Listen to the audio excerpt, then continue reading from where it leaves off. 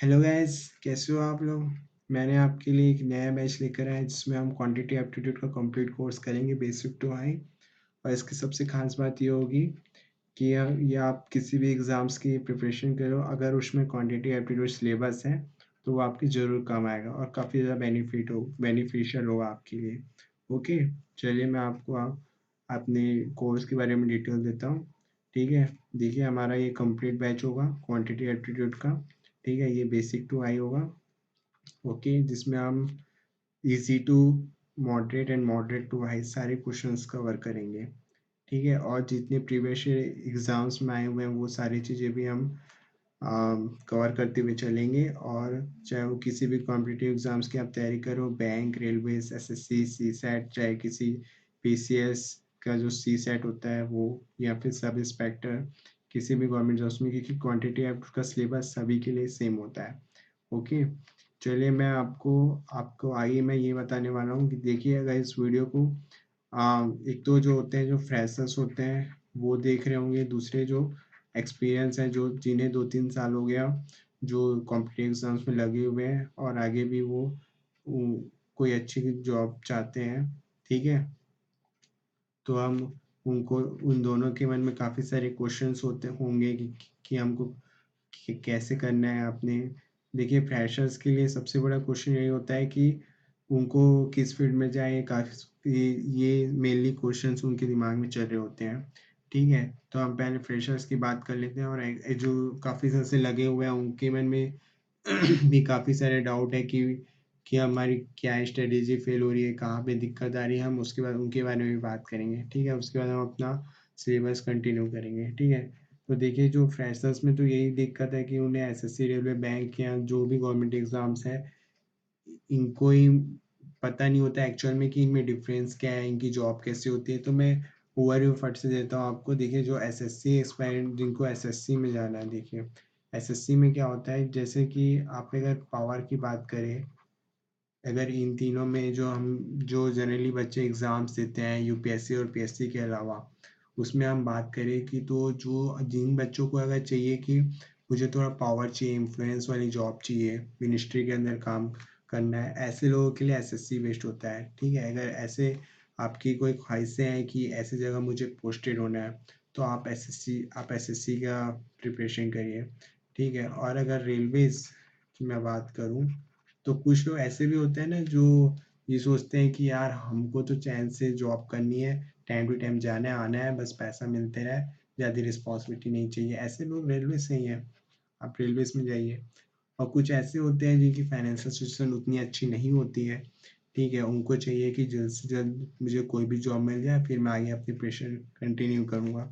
ठीक है, अगर ऐसे कोई है तो उनके लिए बैंक सही है, क्योंकि बैंक के रिक्रूटमेंट प्रोसेस सबसे फास्ट है।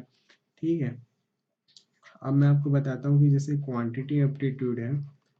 ठीक है, अगर हम क्वांटिटी एप्टीट्यूड पढ़ रहे हैं, ठीक है, तो इन तीनों जो एग्जाम्स होते हैं मेनली इसमें कैसे डिफर करते हैं ये एक दूसरे से। ठीक है, अकॉर्डिंग टू सिलेबस। ठीक है, तो अगर एसएससी की बात करूँ तो क्वांटिटी एप्टीट्यूड, देखिए क्वांटिटी एप्टीट्यूड इसमें जो होता है अरिथमेटिक, इस पर ये सबसे ज़्यादा फोकस करता है, प्लस एडवांस मैथ्स, ये दो चीज़ों पर फोकस करता है। और रेलवेज भी ये सेम चीज़ करता है, अरिथमेटिक और एडवांस मैथ्स। लेकिन जो बैंक है उसमें आपको अरिथमेटिक प्लस डीआई, ये दो चीज़ें आपको मेनली फोकस होगी जितने क्वांटिटी एप्टीट्यूड का सिलेबस है उसके अंदर। ठीक है, पर एक्चुअली ये मेन डिफर कहाँ पर करते हैं, जैसे एसएससी में आपको स्पीड भी चाहिए और कॉन्सेप्ट भी डीपली चाहिए आपको।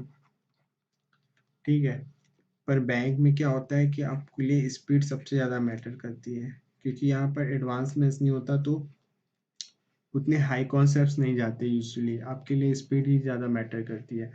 पर रेलवेज में क्या होता है कि कॉन्सेप्ट तो होते हैं पर मॉडरेट लेवल के होते हैं, आपके लिए बहुत ज़्यादा हाई क्वेश्चंस उसमें नहीं मिलेगा आपको।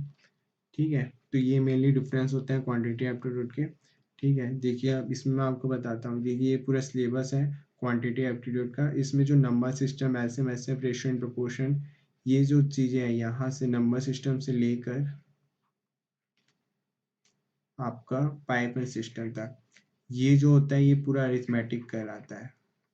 ठीक है, इसके बाद जो ज्योमेट्री से लेकर अलजेब्रा, ये आपका एडवांस मैथ्स कहलाता है, ठीक। और ये डी है, ये जो स्पेशली बैंक के लिए काफ़ी इम्पोर्टेंट है, जिन लोग बैंकिंग के लिए तैयारी करें।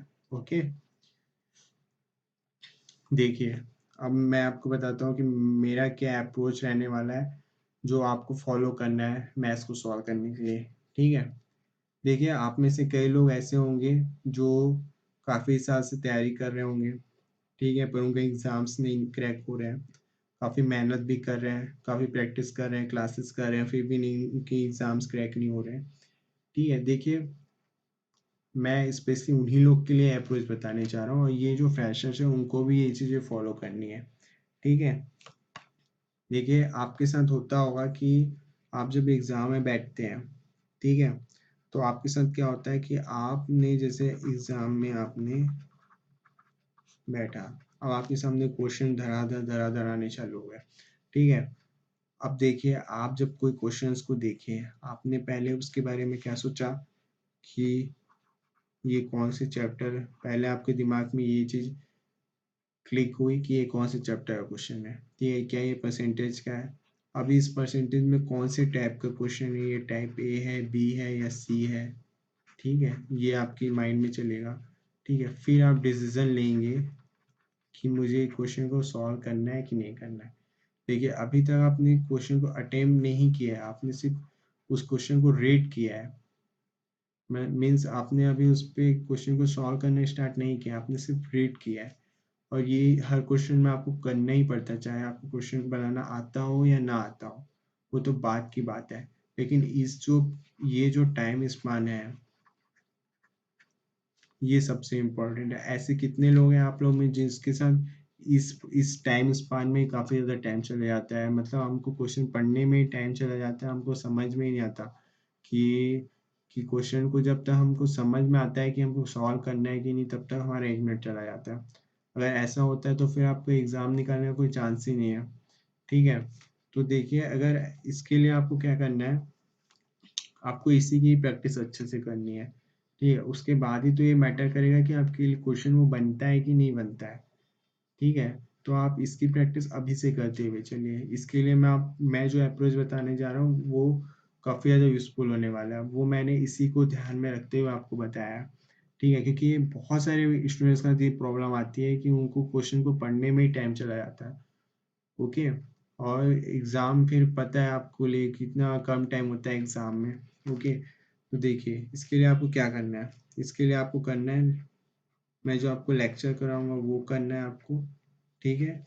उसके बाद आपको करना है प्रैक्टिस, बस बस यही 2 चीज़ें आपको करनी है। अब ये कैसे करनी है मैं बताता हूँ। देखो लेक्चर जो मैं कराऊंगा उसमें मैं आपको सारे टाइप के क्वेश्चंस कराऊंगा। अगर हम परसेंटेज पढ़ रहे हैं या प्रॉफिट एंड लॉस पढ़ें, चाहे कोई भी चैप्टर पढ़ें, उसमें बहुत सारे टाइप होते हैं क्वेश्चन के, अलग अलग लेवल के होते हैं, वो सारे लेवल्स कराऊंगा मैं, सारे उसमें जितने वैरायटी से सारे कवर करूंगा। और ये भी मैं इंश्योर करूंगा कि उसमें आपको मैं 2-3 क्वेश्चन प्रैक्टिस कराते हुए चलूंगा, ठीक है। अब आप क्या करना, मैंने जैसे आपको सारे एक चैप्टर मैंने परसेंटेज के अगर मैंने उसके सारे जब मैंने उसके टाइप्स कवर कर दिए, ओके, सारे टाइप्स अगर उसमें कवर हो गए हैं, ठीक है, तब तक अभी तक आपको कोई स्टडी मटेरियल नहीं उठाना है जब तक मेरा पूरा लेक्चर पूरा फिनिश नहीं हो जाता, ठीक है। जब मैंने परसेंटेज बोल दिया कि फिनिश हो गया, मेरा परसेंटेज मेरा क्लियर है, तब आप उसके जो मैंने क्वेश्चंस कराए उसे 1-2 बार और प्रैक्टिस कर लीजिए। उसके बाद आप क्या करिए, खुद की प्रैक्टिस करिए। वो कैसे करनी है आपको, जो भी आपके पास बुक होगी, जो भी बुक होगी मैथ्स की, उसका आंसर उठाइए। अब आपको उसमें सारे जितने भी टाइप्स के क्वेश्चन होते हैं वो सारे मर्ज होते हैं, ठीक है। और आपने सारे क्वेश्चन पहले ही प्रैक्टिस कर लिए हैं, ठीक है, मैंने जो कराया है। अब आपको क्या करना है, उस बुक को उठाना है और टाइमर लगाइए अपने अकॉर्डिंग, 1 आवर का ही लगा लीजिए, ठीक है। अब उसमें क्वेश्चन को सॉल्व करना स्टार्ट करिए। जैसे आप एग्ज़ाम में आप बिल्कुल टाइम का जो प्रेशर से आप इस क्वेश्चन को सॉल्व करते हैं धड़ाधड़, वैसे ही आपको क्वेश्चन सॉल्व करना है, ठीक है। अब जो नहीं बनेगा उसको आप मार्क करना और आगे बढ़ना, आपको रुकना नहीं है। जैसे आप एग्ज़ाम में जो आपकी स्ट्रेटेजी होती है वही आपको फॉलो करनी है, आपको कहीं पे भी पॉज नहीं लेना है, आपको बस क्वेश्चन को रीड करना है फटाफट फटाफट, और अगर आपसे बनता है तो बनाइए, वरना स्किप करिए, ठीक है। अब आपने ऐसे किया, आप फिर आपका जब पूरा टाइम फिनिश हो गया, ओवर हो गया, तब आप देखिए कि कौन से क्वेश्चन मैंने स्किप किए थे, मैंने क्वेश्चन कहाँ पर मेरे से मिस्टेक हुआ है, उस सब चीज़ों को आप एनालिसिस करिए, ठीक है। अब देखिए इसका बेनिफिट क्या है। इसका बेनिफिट ये है कि जब आप यहाँ पर आपका क्या हो रहा है, जो ये जो टाइम स्पान था जिसको हम फिल्ट्रेशन प्रोसेस बोलते हैं, ठीक है, ये जो फिल्ट्रेशन का जो आपको टाइम लगता था एग्ज़ाम में, उसकी प्रैक्टिस आप अभी से कर रहे हैं, डे 1 से, और एग्ज़ाम आते तक आपकी इतनी कॉन्फिडेंस आ जाएगा इस चीज़ को लेकर। और ये जो आपका 1 मिनट लगता था, इसे आपको 30 सेकंड तक लेके आना है, तभी आप अगले 30 सेकंड में आप एग्ज़ाम में उस क्वेश्चन को सॉल्व करेंगे और 1 मिनट के अंदर आपको क्वेश्चन सॉल्व होगा, ठीक है। तो ये सारी चीज़ें हो गई। और दूसरी चीज़ यहाँ पर क्या हो रहा है, बेनिफिट ये है कि आपने सारे टाइप्स के क्वेश्चन कवर कर रहे हैं, ठीक है। अगर आप कोई पीडीएफ या शॉर्ट नोट से करते हैं तो वहाँ पे काफ़ी सारे क्वेश्चन पहले ही स्किप हुए रहते हैं, ठीक है। उससे क्या होता है कि बहुत सारी चीज़ें हम जब हम सॉल्व करते हैं तो हम भी स्किप कर देते हैं जो हमको डिफिकल्ट लगता है, ठीक है। तो ये सारी चीज़ें होती है, इसीलिए क्या होता है जब बुक सॉल्व करते हैं तो हमारी कोई चीज़ें मिस नहीं होती, हम सारी चीज़ें कवर करते हुए चलते हैं। और जब हम एक चैप्टर कवर कर लेते हैं, सारे क्वेश्चन उसके बना लेते हैं, तब कॉन्फिडेंस आता है कि हाँ मैंने इसके सारे क्वेश्चन बना लिए हैं, ठीक है। तो ये सारी चीज़ें आपके लिए बहुत ज़्यादा मैटर करती है, ओके। तो ये चीज़ें आपको फॉलो करनी है, ठीक है। फिर देखिए आप जब इसे फॉलो करते चलेंगे, मैं आपको लेक्चर कराते जा रहा हूँ, आप इसे इस प्रैक्टिस जो मैंने बताया अप्रोच, इसको फॉलो करते चलिए, आप देखना आपका जो रिफ्लेक्शन है आपके रिजल्ट में देखने को मिलेगा, ओके। चलिए फिर आगे बढ़ते हैं, ठीक है। अब देखिए हम जो अगली क्लास से हम लोग जो नेक्स्ट क्लास है हम नंबर सिस्टम से स्टार्ट करेंगे, लेकिन उसके पहले मैं आपको कुछ कैलकुलेशन बूस्टर देना चाहता हूँ जिससे आपकी स्पीड अभी से इम्प्रूव हो जाए, ओके।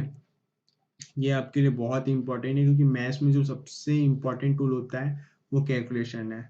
आप कोई भी एग्जाम में बैठ जाइए, कैलकुलेशन के बिना आपको काम नहीं होगा, ठीक है। इसे आपको डेली रूटीन में लेकर आना है कि मुझे कैलकुलेशन अपनी स्पीड बढ़ानी है। जो कुछ लोगों में पहले से फियर है उस फियर को ख़त्म करना है आपको। डेली प्रैक्टिस करिए, डेली कैलकुलेशन करिए, टेबल याद करिए, स्क्वायर याद करिए, क्यूब्स याद करिए, इसकी प्रैक्टिस करिए, बार बार लिखिए, लेकिन ये आपको याद होना चाहिए, ठीक है। अब मैं आपको बताता हूँ कि टेबल आपको कहाँ तक याद करनी है। देखो टेबल आपको ना 1 से 20 तक तो याद होना ही चाहिए, पर आप इससे अगर आपको 20 तक याद है तो आप इससे 30 तक करिए, क्योंकि जितने ज़्यादा टेबल्स याद होंगे ना उतने ही क्वेश्चन आपके जल्दी बनेंगे, ये आप मान के चलिए, ठीक है। स्क्वायर्स कैसे याद करना है वो मैं आपको बताऊंगा, क्यूब का मैं भी आपको बताऊंगा कैसे कहाँ तक याद करनी है, स्क्वायर रूट क्यूब रूट ये बताऊंगा। परसेंटेज में हम लोग बहुत डिटेल में पढ़ेंगे, लेकिन कुछ फॉर्मूले हैं जो काफ़ी जगह यूज़ होते हैं, ठीक है, उसे आपको अभी से याद करना है। मल्टीप्लिकेशन मेथड में बहुत सारे बच्चे फंसते हैं कि बड़ा बड़ा जब नंबर मिलता है तो वो उनके पास बहुत सारे ऑप्शंस होते ही नहीं है मल्टीप्लाई करने के, ठीक है। तो आप किसी एक तरीके से सारे क्वेश्चन को सॉल्व नहीं कर सकते ना, वैसे ही मल्टीप्लाई भी वैसे ही चीज़ है। आपको आपके अंदर फ्लेक्सिबिलिटी होनी चाहिए कैलकुलेशन को लेकर, कि आप अलग अलग टाइप की जैसे बड़े नंबर्स हैं कहाँ पर आपको ट्रिक्स लगा के मल्टीप्लाई करना है, ये बहुत ज़्यादा इम्पोर्टेंट है, ठीक है। तो चलिए मैं आपको टेबल का तो मैंने बता दिया कि 1 से 20 तक आपको याद होने चाहिए, और 30 तक कर लेते हैं तो बहुत अच्छा है, ठीक है। अब मैं स्क्वायर्स की बताता हूँ आपको, स्क्वायर में क्या करना है। देखिए स्क्वायर में आप क्या करिए, 1 से आपको 25 तक याद होने चाहिए, 1 से 25 तक तो आपको याद होने ही चाहिए, ठीक है। अगर आपने इतने आपको याद है तो मैं आपको 100 तक करा सकता हूँ, और मैं आपको अभी कराऊंगा, ठीक है। वो कैसे करना है देखो, आपको 1 से 25 तक याद होना ही चाहिए, ठीक है। चलिए अब हम स्टार्ट करते हैं। देखिए सबसे पहले हम 25 से 50 तक का करेंगे, ठीक है। 25 से 50 तक का स्क्वायर कैसे याद करना है, देखिए हम सीधा एग्जांपल से ही लेते हैं, आपको बहुत ज़्यादा ये डिफिकल्ट नहीं है। देखिए 45 का जैसे स्क्वायर है, ठीक है। इसमें क्या करना है, आपको 50 को बेस लेना है। ये जो 25 से 50 के बीच जितने भी स्क्वायर्स होंगे इसमें आपको एक बार 50 का बेस लेना है, ठीक है। इसमें आपको क्या करना है, पहले आप इसको डिवाइड करिए 2 पार्ट में, ठीक है। आपने 50 का बेस लिया है, 45 देखिए 50 से कितना कम है, 5 कम है, तो इस 5 का स्क्वायर करना है आपको 25, ओके। अब जितना कम है उतना ही आप 25 में कम कर दीजिए, 20, ठीक है। तो आपको एक बार तो 50 को प्रेफरेंस लेना है और एक बार जो आपको 25 को प्रेफरेंस लेना है, ठीक है। जैसे एक और एग्जांपल देखते हैं हम लोग, 46 का स्क्वायर, ठीक है। अगर आप देखिए ये 46 50 में कितने कम है, 4 कम है, तो 4 का स्क्वायर 16 और 4 आपको 25 में कम करना है तो 21। सो सिंपल, ठीक है। कोई और नंबर ले लीजिए, जैसे 38 ले लिया आपने। अब देखिए 12 कम है ये 50 में, ठीक है। तो 12 का स्क्वायर 144, पर यहाँ पर आपका 2 ही डिजिट आएगा क्योंकि स्क्वायर चल रहा है, ठीक है। तो ये 44 लिखेंगे और 1 जो है वो कैरी करेगा, ठीक है। अब ये 12 कम है तो 25 में 12 गया 13, 25 में 12 गया अपना 13, 13 और 1 14, ये आपको ऐसे चाहिए, ठीक है। और मैं आपको एक और चीज़ बता दूं, चाहे आप 1 से 100 तक किसी का भी स्क्वायर निकालिए, अगर लास्ट में 5 है, जैसे कि 35, 75, ठीक है, 85, अगर लास्ट डिजिट 5 है तो इन सब का स्क्वायर निकालने का बहुत ही ईजी तरीका है, वो ये है कि लास्ट में हमेशा इनके 25 आएगा, ठीक है। और जो इसके जो इधर का जो नंबर होगा उसमें आप इसका 1 यूनिट बढ़ा के इसको मल्टीप्लाई कर दीजिए, ठीक है। तो 3 है तो 4 से इसको मल्टीप्लाई कर दीजिए, 7 है तो 8 से मल्टीप्लाई कर दीजिए, 8 है तो 9 से मल्टीप्लाई कर दीजिए। सो सिंपल, ठीक है। तो इसे भी आप ध्यान में रख लेना, अगर 5 होगा तो ये तुरंत आप निकाल सकते हैं, ये 5 है तो 25 होगा और इसको आप अगले डिजिट से मल्टीप्लाई कर देना, ठीक है।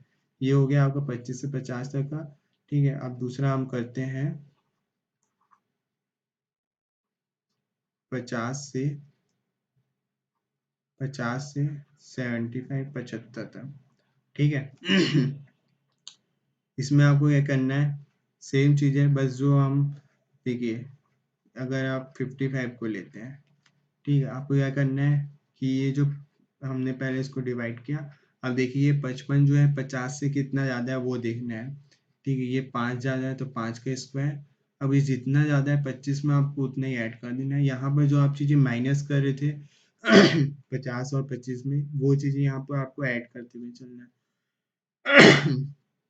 देखिए 58 का स्क्वायर 50 से 8 ज़्यादा है, ठीक है, तो 64 और 25 में हमने 8 जोड़ दिया 33।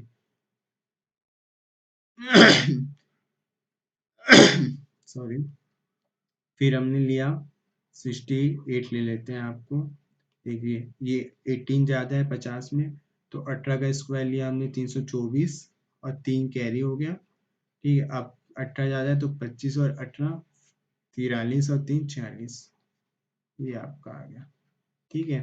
एक नंबर और ले लेते हैं अपन, जैसे कि 73, ठीक है। तो 50 में 23 ज़्यादा है, 23 का स्क्वायर 529, ठीक है, 529 हो गया।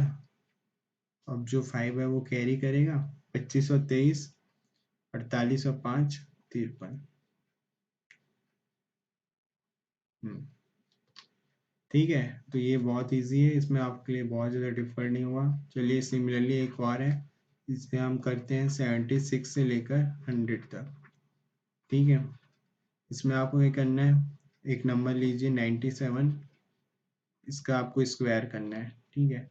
अब आप देखिए कि ये जो नंबर है 100 में कितना कम है, 3 कम है, 3 का स्क्वायर करना है आपको। यहाँ पर आपको 2 डिजिट रखना कंपल्सरी है, इसे 0 नहीं लिखेंगे अपन। अब जो जितना कम है उतना ही आपको इसी नंबर से कम कर देना है, तो 97 में 3 कम करेंगे 94, ओके। एक और नंबर ले लीजिए 98 ले लीजिए, 2 कम है, 2 का स्क्वायर 4 और 2 इसी में कम कर देना है, ये तो और भी सिंपल है, ठीक है। 89 कर लीजिए, ठीक है। 11 कम है, 11 का स्क्वायर 121, एक इधर आ जाएगा और इसी में 11 कम करेंगे 78 और एक 79, ठीक है। सो 1 से 100 तक का अब आपको स्क्वायर में कोई दिक्कत नहीं होगी, ठीक है। आपके लिए अब ये आपको बनना चाहिए, आपसे बन जाएगा ये मैं एक्सपेक्ट करता हूँ, ठीक है। आई होप आप लोग को सारी चीज़ें समझ आई होगी, अगर नहीं आई है तो थोड़ा पॉज करके देखना वीडियो को, ठीक है। और एक थोड़ी सी प्रैक्टिस करते हुए चलना, अपने से कोई भी नंबर उठा के आप इसका स्क्वायर निकालना, 2-4 बार निकालोगे आपको कॉन्फिडेंस आ जाएगा। और ये जो आप 50 तक अगर आपने बार बार निकाला तो आपको साइन ऑफ स्क्वायर से याद भी हो जाएंगे आपको। ठीक है, चलो अब मैं आपको क्यूब्स क्यूब्स बताता हूँ। चलो क्यूब्स बताता हूँ। देखिए क्यूब्स में आपको क्या करना है, आप क्या करिए क्यूब्स के लिए, पहले तो आप ना एक से लेकर 10 तक, 1 से 10 तक तो आपको याद होना चाहिए। देखिए 1 से 10 तक आपको, देखिए 1 का क्यूब ये है, फिर 8 होता है, ठीक है, फिर 3 का 27, ठीक है, फिर 64, 125, 216, 343, 8 का हो जाएगा आपका 512, 729 और ये 1000 हो जाएगा लास्ट में। ठीक है, तो ये जो 1 का है, ये 2 का है, 3 का है, इसे आप देखिए मैं इसको लिख देता हूँ। ये 1 का है, ये 2 का है, ये 3 का है, ये 4 का है, ये 5 का है, ये 6 का है, ये 7 का है, ये 8 का है, ये 9 का है, ये सारी क्यूब है। ठीक है, अब आपको क्यूब जो है वो 1 से 30 तक याद करना है। आपको जो क्यूब्स है वो आपको 1 से 30 तक आपको याद करने हैं। ठीक है, पर ये आपको याद होने चाहिए, ये आप तो याद होंगे ही। ठीक है, अब आपको क्या करना है, 11 का याद करना है। ठीक है, तो आप इसे जैसे टेबल याद करते हैं आप वैसे ही याद कर लीजिए सीधा सीधा। ठीक है, देखिए जैसे आपको 11 का क्या है मैं आपको बताता हूँ। 11, देखिए पहले आपने एक काम करना, इसको ऐसे लिखते जाना 1331। इसे आप ट्रिक भी है क्यूब निकालने का, वो देखिए वो थोड़ा सा डिफिकल्ट हो जाता है। देखिए मैं आपको बता देता हूँ ट्रिक क्या है। देखिए जो आपने फॉर्मूलाज पढ़े हैं ना, a+b का होल क्यूब वाली, उसी से ये सॉल्व हो जाता है। ठीक है, देखिए जैसे हम इसको लिखते हैं a³ 3a² b 3ab² और ये b³। ठीक है, ये फॉर्मूला होता है आपका, ये इसमें प्लस प्लस होता है, हम इसको इस फॉर्म में लिखे हैं। ठीक है, अब आपको ये करना है, ये आपका ए बी है, a1 है, b भी 1 है आपका। ठीक है, आपको ये करना है, देखिए b का क्यूब लिखिए, ये 1। ठीक है, फिर आपने इससे मल्टीप्लाई किया तो ये 113। ठीक है, फिर ये 113 और ये आपका 1 1331 आ गया। कोई और नंबर लीजिए, जैसे 12 का क्यूब करना है आपको।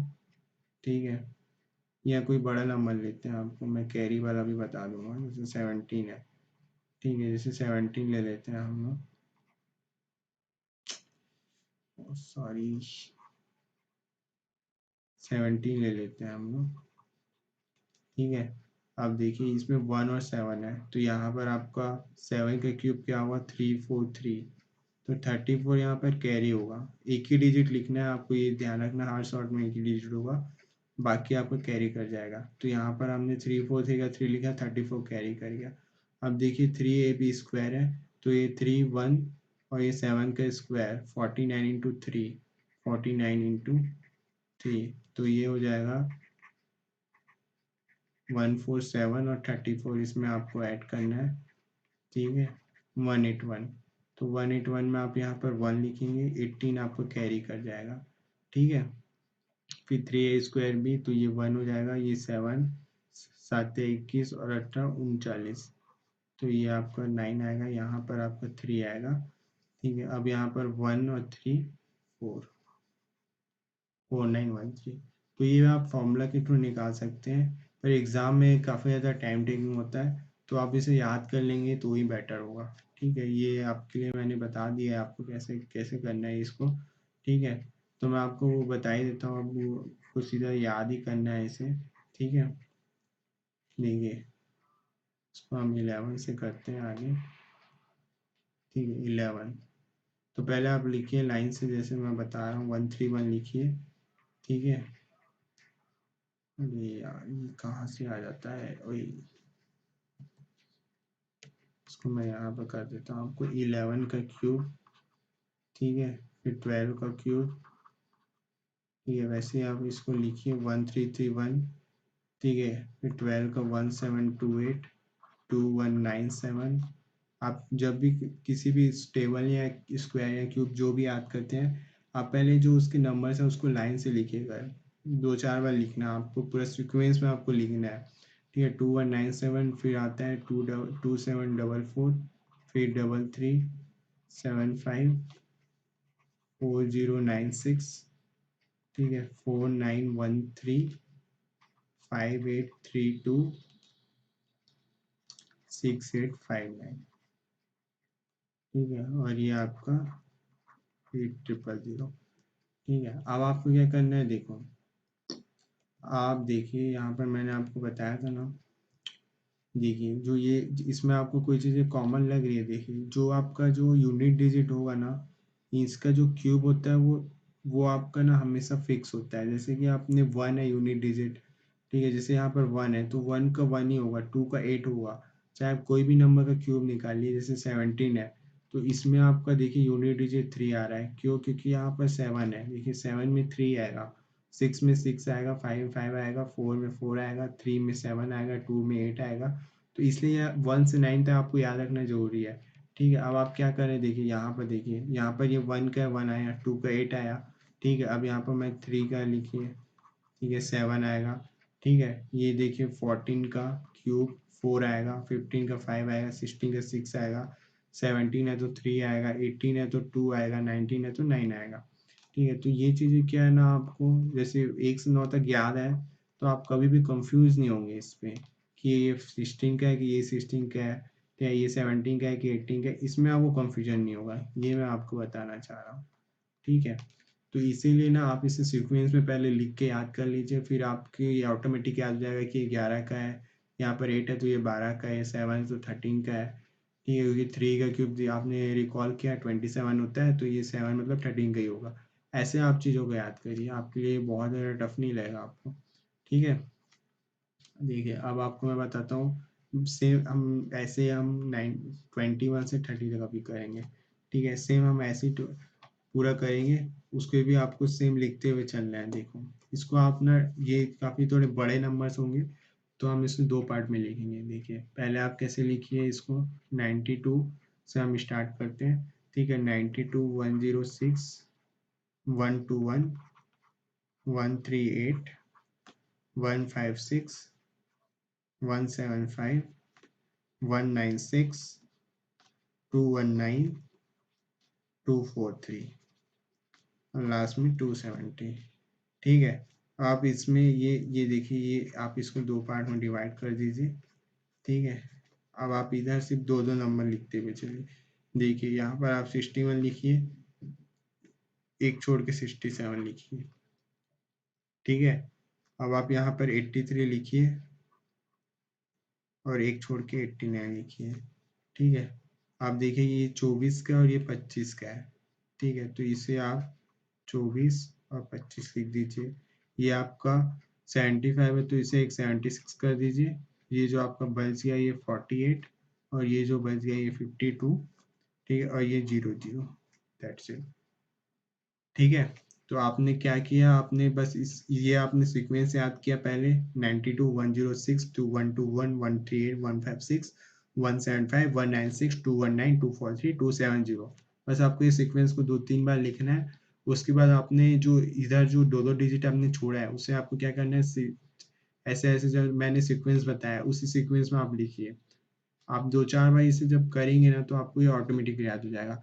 उसके बाद जो आपने हमने पढ़ा कि ये जो आपका 21 22 23 24, अब इसमें आपको कंफ्यूजन होने की कोई बात ही नहीं है। ठीक है, क्योंकि मैंने आपको जो बताया था यूनिट डिजिट वाली बात वो यहाँ भी अप्लाई होगी। देखिए अब यहाँ पर देखिए 3 यूनिट डिजिट है तो यहाँ पर 7 आएगा, 4 है तो 4 आएगा, 5 है तो 5 आएगा, 6 है तो 6 आएगा, 7 है तो 3 आएगा, 8 है तो 2 आएगा। जो चीज़ें यहाँ पर थी, जो चीज़ें 1 से 9 तक थी, सब में ये सेम रहेगी। इसलिए आपको बस सीक्वेंस याद करना है। और वो ये जो नंबर है ये 25 का है कि 24 का है वो आप अपने आप पता लगा सकते। ठीक है, तो ये आपका क्यूब आपको 1 से 30 तक याद होना चाहिए। ठीक है, अब मैं आपको स्क्वायर रूट और क्यूब रूट के बारे में बताता हूँ। ठीक है, आपको स्क्वायर रूट क्या है, देखिए जो हम जनरली जो फॉर्मूलाज हम यूज़ करते हैं इसे निकालने का, उसमें ऑलमोस्ट ये 6 डिजिट तक का कवर करता है ये। ठीक है, तो आपको ये सोचने की ज़रूरत नहीं है कि ये ये हमारा हर जगह काम आएगा कि नहीं, क्योंकि 6 डिजिट बहुत बड़ा नंबर होता है, इतनी की तो हमको ज़रूरत भी नहीं पड़ती। तो यही आपको जो मैं बता रहा हूँ यही आपके लिए सफिशिएंट है। ठीक है, अब आपने जैसे कोई नंबर लिया, जैसे अभी हमने स्क्वायर पढ़ा, तो स्क्वायर हमने बहुत सारे निकाले, उसी में से हमको एक स्क्वायर नंबर ले लेते हैं, ठीक है, उसका हम रूट निकाल लेंगे। जैसे यहाँ पर बहुत सारे नंबर है, जैसे कि ये 3364 है, ठीक है, तो ये 3364, अब आपको इसका स्क्वायर रूट निकालना है, ठीक है। इसको हमने ब्रेक कर दिया पहले तो। अब जैसे मैंने आपको क्यूब में बताया ना कि ये चीज़ें जो होती है एक पैटर्न फॉलो होती है यहाँ पर, कि इसका जो एक फिक्स क्यूब का जो यूनिट डिजिट होता है वो सेम होता है, एक फिक्स होती है, ठीक है। वैसे स्क्वायर में भी एक पैटर्न फॉलो होती है। देखिए स्क्वायर में कैसे पैटर्न फॉलो होती है, मैं आपको यहाँ पे बताता हूँ स्क्वायर में कैसे एक पैटर्न फॉलो होती है, ठीक है। जैसे कि आपने कोई नंबर लिया, जैसे कि मान लो 1 से 9 तक का आप स्क्वायर लिखो, 1 से 9 तक का स्क्वायर लिखते हैं अपन, ठीक है, 9, ठीक है। आपने स्क्वायर लिखा 1, 4, 9, 16, 25, 36, 49, 64, 81, ठीक है।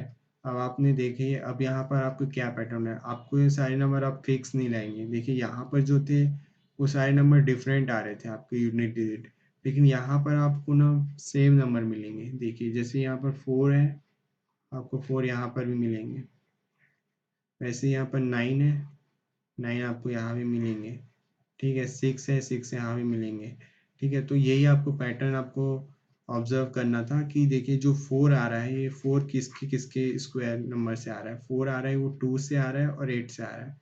तो बस आपको इतना ही ध्यान में रखना है। 9 कहाँ कहाँ से मिल रहा है आपको, 9 जो मिलेगा आपको 3 के भी स्क्वायर से मिलेगा और 7 के स्क्वायर से भी मिलेगा, ठीक है। ये सारी यूनिट डिजिट की बात करें हम लोग, ठीक है। वैसे आपको जो 6 मिलेगा वो 4 से मिलेगा और 6 से मिलेगा, वैसे आपको 1 मिलेगा वो 1 से भी मिलेगा और 9 से भी मिलेगा।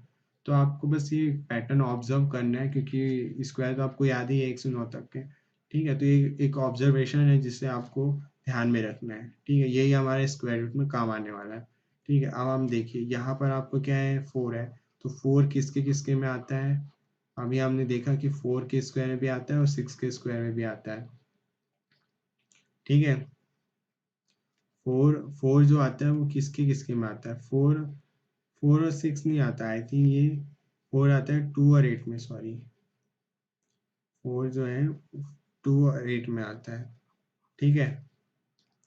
तो इससे ये कंफर्म है कि यहाँ पर जो डिजिट होगा वो या तो 2 होगा या तो 8 होगा, दैट राइट। अब देखिए, अब ये जो नंबर होगा लेफ्ट साइड में, इसके आपको क्या करना है, इसके पहले का जो स्क्वायर नंबर है वो किसका स्क्वायर है वो देखना है।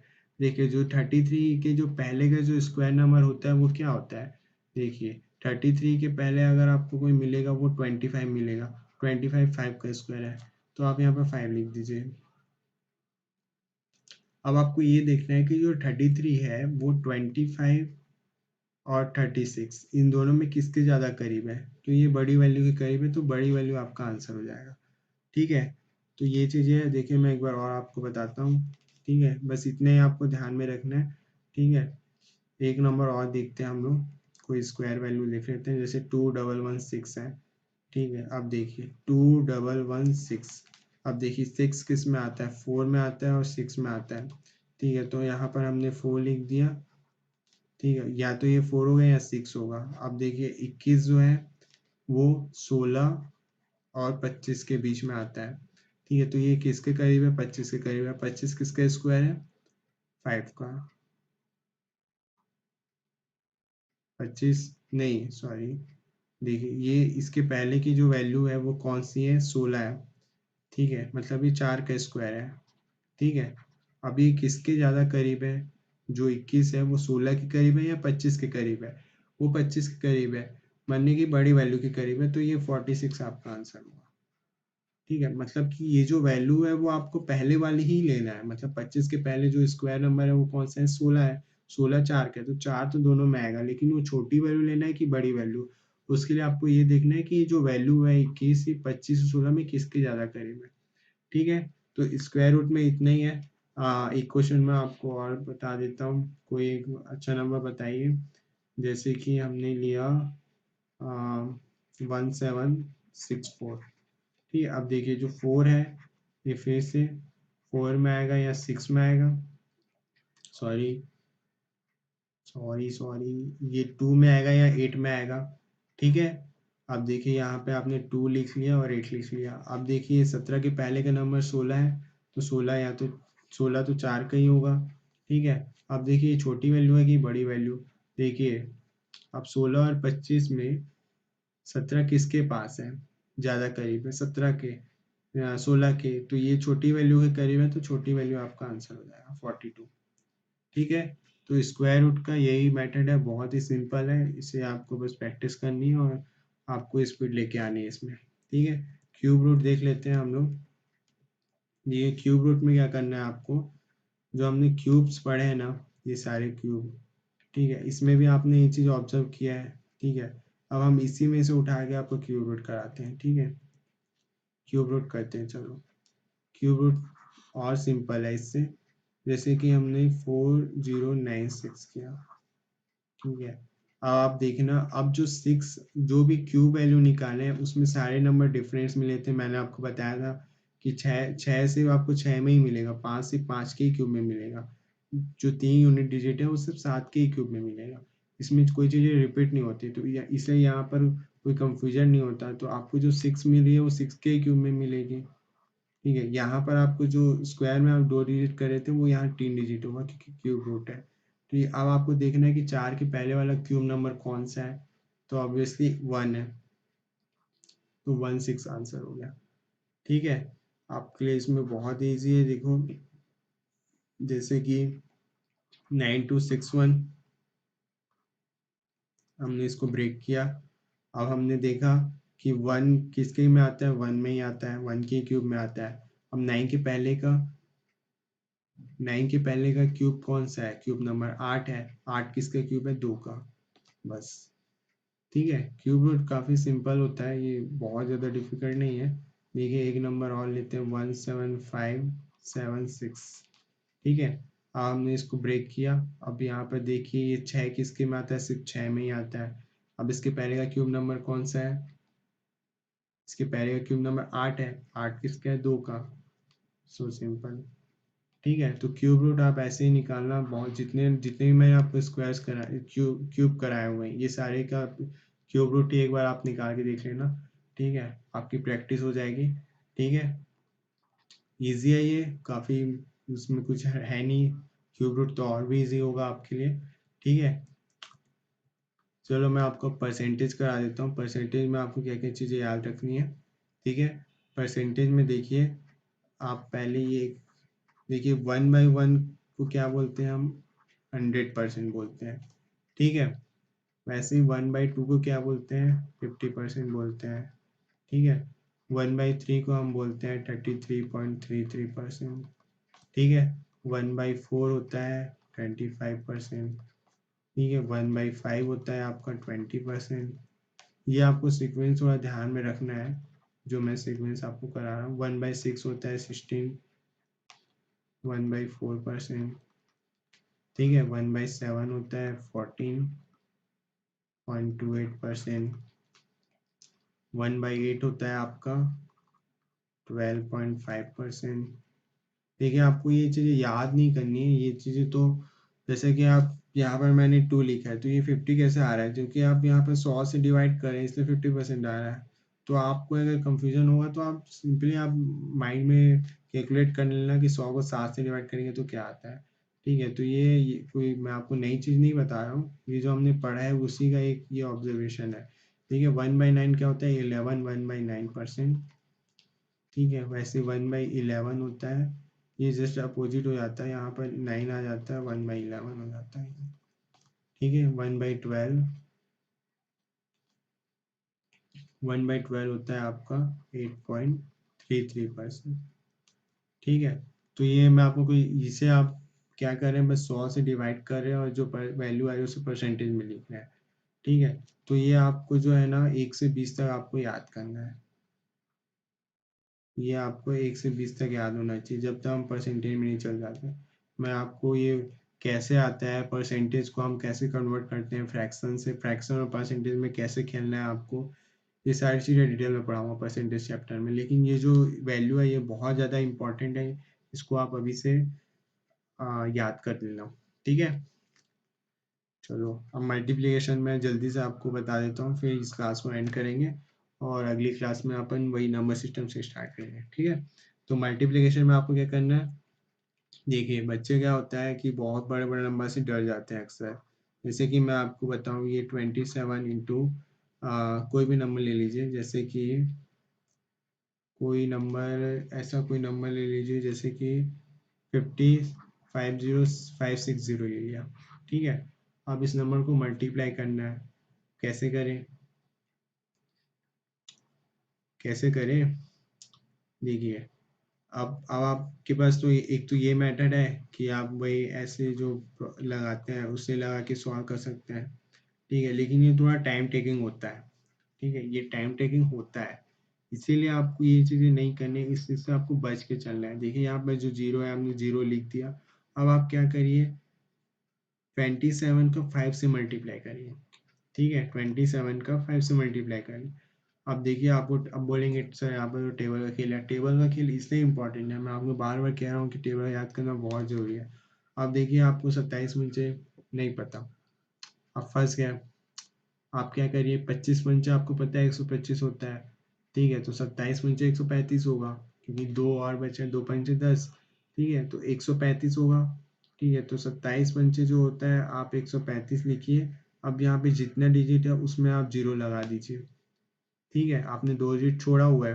अब आप क्या करिए, 27 छक्के आपको बताना है, तो 27 पंचे आपने 135 निकाल लिया, इसी में 27 जोड़ेंगे तो आपको 27 छक्के आ जाएगा, तो 27 छक्के क्या होगा, 161 होगा, 162 होगा, है ना, 162 होगा, तो आप क्या करिए, यहाँ पर आपने एक डिजिट छोड़ के 162 लिखिए, ठीक है।